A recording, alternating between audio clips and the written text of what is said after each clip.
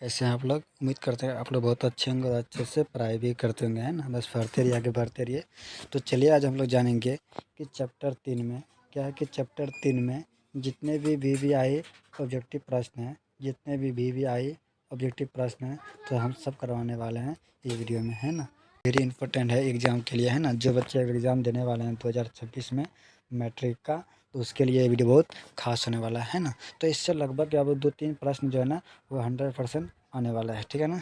तो शुरू करते हैं बाबू। सबसे पहले प्रश्न क्या कह रहा है, समझिए कि एक चर वाले रेखीय समीकरण का हल क्या है कि एक चर वाले रेखीय समीकरण का जो हल होगा वो क्या होगा, ठीक है? तो क्या अगर इसमें एक चर अगर पूछेगा ना बाबू, तो इसमें आंसर कितना निकलेगा? एक आंसर निकलेगा ना। यानी एक चर वाले रेखीय समीकरण में आंसर निकलती है एक, तो एक जो एक आंसर निकला ना, तो एक मेरा प्रतिच्छेदी रेखा का जो आंसर निकलती है ना वो 1 होता है। कितना होता है?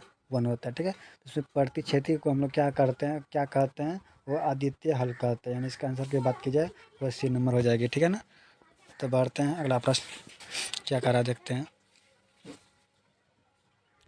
तो यहाँ पे कह रहा है कि एक चर वाले रेखीय समीकरण का जो क्या व्यापक रूप है, यानी इसका जो है एक चर वाले रेखीय समीकरण का, तो इसका व्यापक रूप क्या है बाबू? वो वह ए एक्स प्लस बी क्या है? ए एक्स प्लस बी है, ठीक है ना?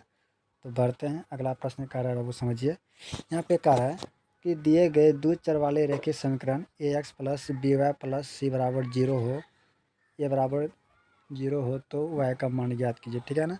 यानी ये समीकरण दे दिया है। यहाँ पे कह रहा है इसमें अगर दे, यहाँ पे और एक बात दे दिया है कि a बराबर 0 दे दिया है, ठीक है? यानी जहाँ पे यहाँ पे अगर ये है ना, तो ये के जगह आपको ना 0 यानी a के मान 0 को रख के इसका कह रहा है कि y का मान ज्ञात कीजिए, ठीक है ना? तो y का मान आपको ज्ञात करना है ना, समझिए। तो y का मान आपको ज्ञात कैसे होगा? तो इसका आंसर जो निकाल सकते हैं ना, बहुत तरीका से निकाल सकते हैं, ठीक है? तो यहाँ पे समझिए, यहाँ पे क्या है, ये है, तो ये का मान यहाँ पे दिया है 0। तो अब यहाँ पे अगर 0 रखेंगे ये का मान, तो ये पूरा क्या हो गया? ये पूरा आ गया मेरा 0। तो अभी क्या क्या बचा है? सिर्फ वाई बी वाई प्लस सी बचा है ना, बी वाई प्लस सी बचा है, बराबर 0 बचा है ना। तो इसको क्या करिए, यानी कह रहा है कि वाई का मान ज्ञात करने के लिए ना, तो सी को उठा कहाँ भेजिए बाबू? सी को उठा भेजिए इस तरफ, ठीक है? तो यह सी क्या चीज़ में है? प्लस में है, तो इधर आएगा माइनस सी, यानी माइनस सी हो जाएगा। तो यहाँ पे बी क्या चीज़ में है? गुना में, तो इधर जाएगा प्लस में, सॉरी बटे में हो जाएगा ना। तो यहाँ पे इधर क्या बचेगा? इधर वाई बचेगा, ठीक है? वाई बराबर इधर सी माइनस सी पहले से, तो माइनस सी बटे बी, ठीक है ना? आप ऐसे भी निकाल सकते हैं। तो और एक तरीका आपको बताते हैं, ठीक है? तो आपको वन तो आपको एक और तरीका बताते हैं निकालने का तरीका, ठीक है? तो इसका मान क्या हो गया? 0 हो गया ना, समझिए। अगर इसका मान अगर 0 हो गया, तो आपको एक सूत्र हम बता देते हैं कि माइनस बी बटे सी, ठीक है? माइनस बी बटे वो ये होता है, ठीक है? माइनस बी बटे ये होता है ना। तो इसमें समझिए कि ये मेरा खत्म हो गया ना, तो सिर्फ कौन कौन बचा है इसमें? बी वाई प्लस सी बचा है ना, बी वाई प्लस सी बचा है ना, बराबर 0 बचा है ना। तो आप समझिए आपको कैसे निकलना है। तो माइनस बी कौन है इसमें? माइनस बी हो गया प्लस सी, ठीक है? उसके बाद ये का बात की जाए तो ये का बात हो गया बी, ठीक है? तो आप बोल सकते हैं कि माइनस सी यानी माइनस सी बटे ये का मान हो गया बी, यानी बी यानी माइनस सी बटे बी हो जाएगा, ठीक है ना? तो यहाँ पे कहाँ पे आंसर है? माइनस सी बटे बी था ना, कहाँ पे? यहाँ पे, यानी इसका आंसर ये हो जाएगा, ठीक ठीक है? तो बढ़ते हैं, अगला प्रश्न पे कह रहा है बाबू, समझिए क्या कह रहा है कि दिए गए दो चर वाले रेखीय समीकरण A X plus B Y plus C बराबर 0 में अगर वाई का मान अगर 0 है तो एक्स का मान ज्ञात। यहाँ पे कह रहा है कि वाई का मान है 0 यानी एक्स का मान ज्ञात कीजिए, ठीक है ना? देखिए आप कैसे निकाल सकते हैं। तो वैसे क्या करेंगे आप, जहाँ पे वाई है ना, वो जहाँ पे वाई है तो वहाँ पे आपको 0 रखना है, यानी जहाँ पे वाई है वाई के जगह आपको क्या रखना है? 0 रखना है, ठीक है? तो यहाँ पे वाई है ना, तो वाई वाई के जगह हम 0 रखते हैं, तो ये क्या हो जाएगा मेरा? पूरा संख्या क्या हो जाएगा? 0 हो जाएगा, ठीक है? तो अभी बचेगा कौन कौन बचेगा अभी, समझिए। तो बचेगा कौन कौन?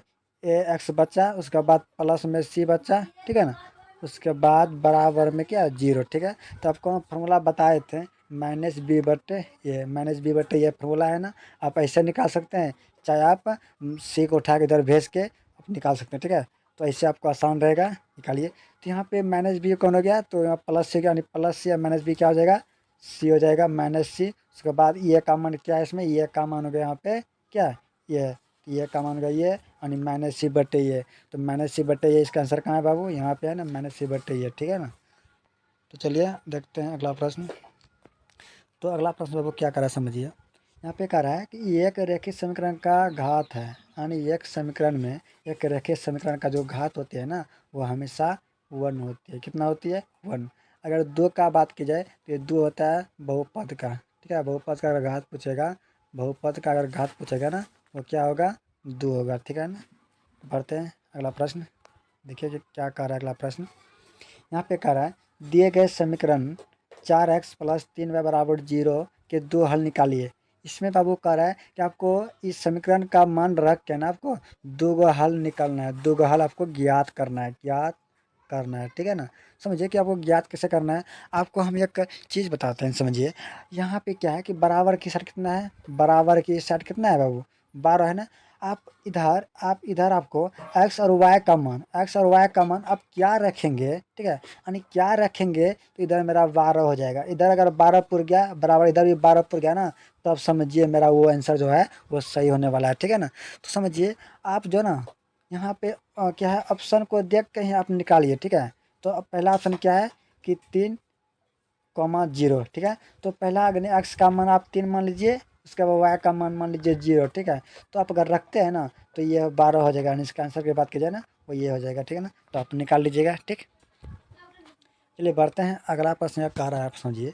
अगर दिए गए समीकरण 5x प्लस 3y बराबर ए में x बराबर 1 और y बराबर 1 हो तो ए का मान ज्ञात कीजिए।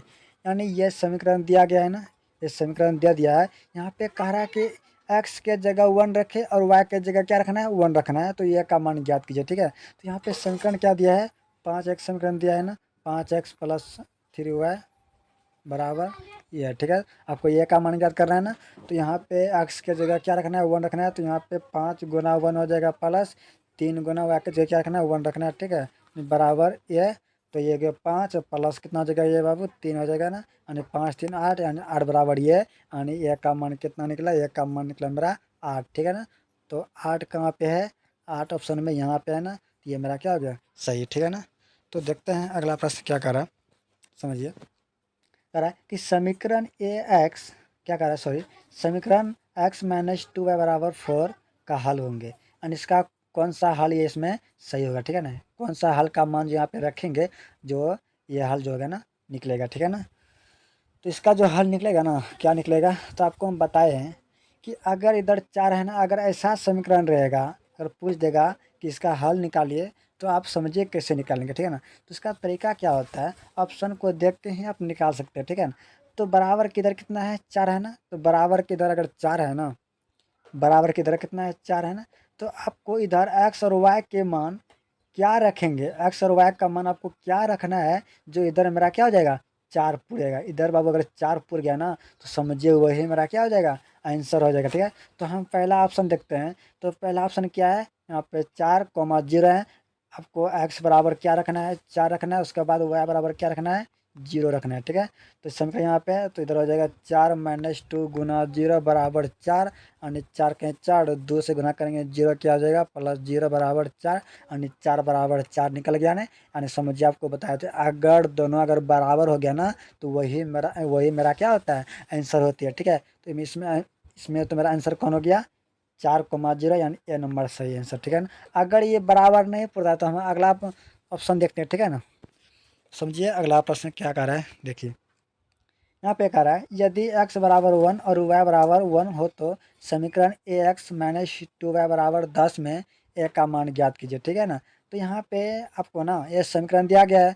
तो यहाँ पे इस समीकरण में आपको x और y का मान रख के ना आपको ये का मान निकालना पड़ेगा, ठीक है ना। तो समझिए आप कैसे निकालेंगे, देखिए, ठीक है ना। तो सबसे पहले क्या है, यहाँ समीकरण दिया है ए एक्स माइनस 2y दिया है ना बराबर 10 दिया है ना। आप क्या करते हैं कि x के जगह क्या रखेंगे? 1 रखेंगे, ठीक है। तो यहाँ पे ए गुना एक्स की जगह क्या है? 1 है, माइनस है। उसके बाद 2 गुना वाई की जगह क्या है? 1 है, तो 1 रखेंगे बराबर 10, ठीक है ना। जब हम ए से गुना करेंगे 1 में क्या हो जाएगा? ये हो जाएगा। उसके बाद माइनस 2 गुना 1 तो हो जाएगा माइनस 2 बराबर 10। जब हम माइनस 2 को उधर भेजेंगे बराबर की साइड क्या हो जाएगा? +2 हो जाएगा। यानी ए बराबर +2 और +10 कितना हो गया? +12, यानी ए का मान निकला कितना? 12, ठीक है। तो यहाँ पे देखते हैं कि ऑप्शन में ए का मान 12 कहाँ पे? यहाँ पे है ना। तो ये मेरा आ गया आंसर, ठीक है ना। देखते हैं अगला प्रश्न क्या रहा है, समझिए। यहाँ पे कह रहा है कि समीकरण a1x प्लस b1y बराबर प्लस c1 बराबर 0। ठीक है, तो ये कब समीकरण सही होगा? तो जब मेरा a1² प्लस b1² बराबर 0 नहीं होगा, नॉट इक्वल टू 0। जब समझिए अगर a1 की जगह हम 0 रख देंगे और b1 की जगह हम 0 रख देंगे तो इसका मान क्या हो जाएगा? खत्म है, इसका मान निकलबे नहीं करेगा। तो इसका मान निकालने के लिए ना तो बराबर 0 नहीं होना चाहिए, बराबर में 0 नहीं होना चाहिए। ठीक है, तभी यह फॉर्मूला जाके क्या करेगा? काम करेगा, है ना। तो इसका आंसर की बात की जाए ये नंबर हो जाएगा। ठीक है ना, सी नंबर।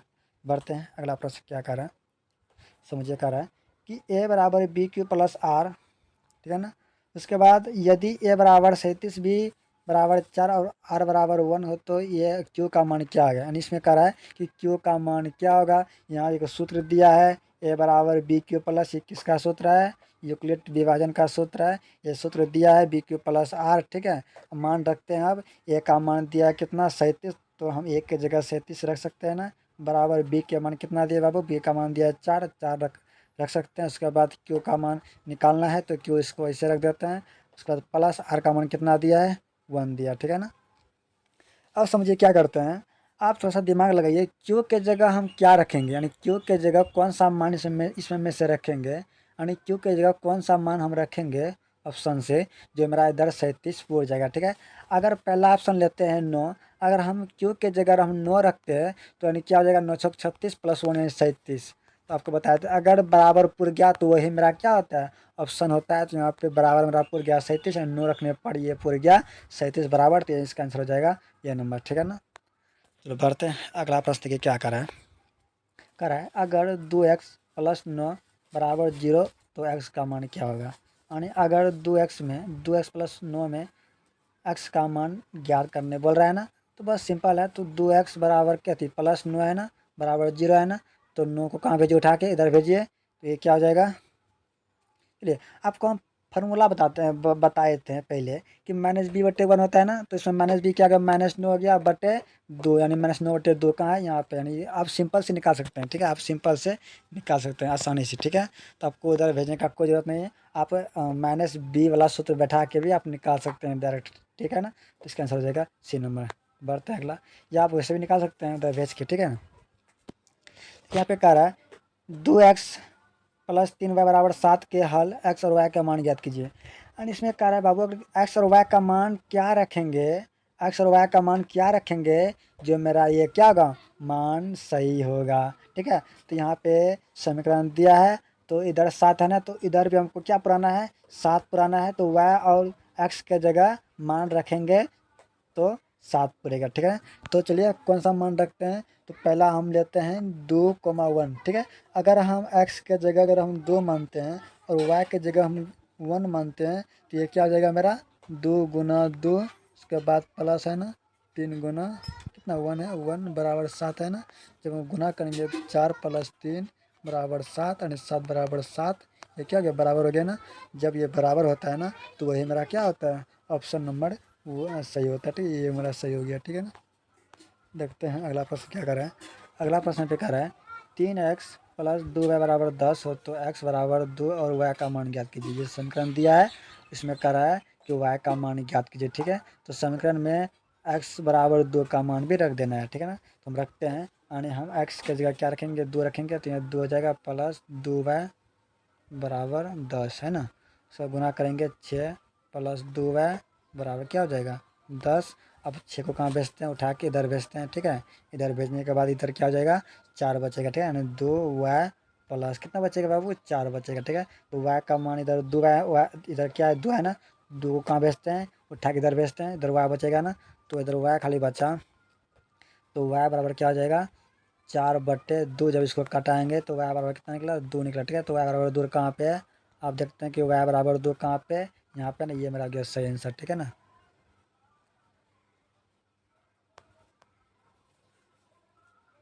तो चलिए देखते हैं अगला प्रश्न क्या कर रहा है।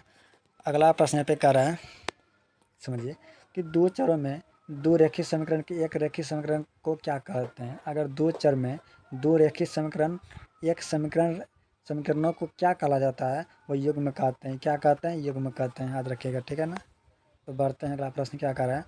यहाँ पे कह रहा है कि X plus B Y plus C बराबर 0, तो दो चर वाले रेखीय समीकरण क्या होंगे? आपको पहले बताए थे ए का मान यानी एक्स का मान 0 नहीं होना चाहिए और बी का मान जो है वो 0 नहीं होना चाहिए, ठीक है ना। तो यहाँ पे मेरा है यानी ए का मान 0 नहीं होना चाहिए और बी का मान जो 0 नहीं होना चाहिए, तभी यह फॉर्मूला जो क्या करेगा, काम करेगा। इसका आंसर हो जाएगा सी नंबर, ठीक है ना। बढ़ते हैं अगला प्रश्न क्या कर रहा है यहाँ पे देखिए, कर रहा है कि दो चर के एक रैखिक समीकरण A X plus B Y plus C बराबर 0 में वाई का मान ज्ञात कीजिए, ठीक है। वाई का मान ज्ञात कीजिए, तो वाई का मान ज्ञात करने के लिए ना आपको क्या करना पड़ेगा बताइए। तो इसका आंसर की बात की जाए ना, वो ये सी नंबर हो जाएगा, ठीक है ना। देखते हैं अगला प्रश्न क्या कह रहा है। यहाँ पे कह रहा है दो चरों वाले एक रैखिक समीकरण को क्या कहते हैं, यानी दो चर वाले रैखिक समीकरण में समीकरण के हल हो सकते हैं, यानी कह रहा कि हल हो सकते हैं। तो दो चर वाले रैखिक समीकरण में ना दो हल निकाल सकते हैं। अगर एक चर पूछेगा ना उसमें एक हल निकलेगा, ठीक है ना, याद रखिएगा। समझिए अगला प्रश्न देखिए क्या क्या कह रहा है कि दो चरों वाले एक घातीय समीकरण x प्लस वाई बराबर 7 है। अगर x का मान 5 हो तो y का मान ज्ञात कीजिए, यानी एक चर का मान दिया है x प्लस वाई दे दिया है, लेकिन यहाँ पे कह रहा है कि x का मान कितना है बाबू, x का मान पहले दे दिया है 5, ठीक है ना। तो आपको क्या करना है, यानी x के जगह क्या रखना है, 5 रखना है, ठीक है। तो यहाँ पे क्या है 5 प्लस 7 बराबर कितना है, 7 है ना। तो आपको y बराबर क्या आ जाएगा, 7 प्लस 7 घटा 5, यानी y बराबर निकला कितना मेरा 2, ठीक है। 2 कहाँ पे है देखते हैं, 2 यहाँ पे है ना, हो गया 2 मेरा आंसर, ठीक है ना। बढ़ते हैं अगला प्रश्न देखिए क्या कह रहा है, समझिए। यहाँ पे कह रहा है कि x और y दो चर वाले रैखिक समीकरण का व्यापक रूप क्या है। तो जो रूप होता है ना वो X plus B Y plus C बराबर 0 होता है, यानी ये नंबर इसका आंसर हो जाएगा सही, ठीक है ना। देखते हैं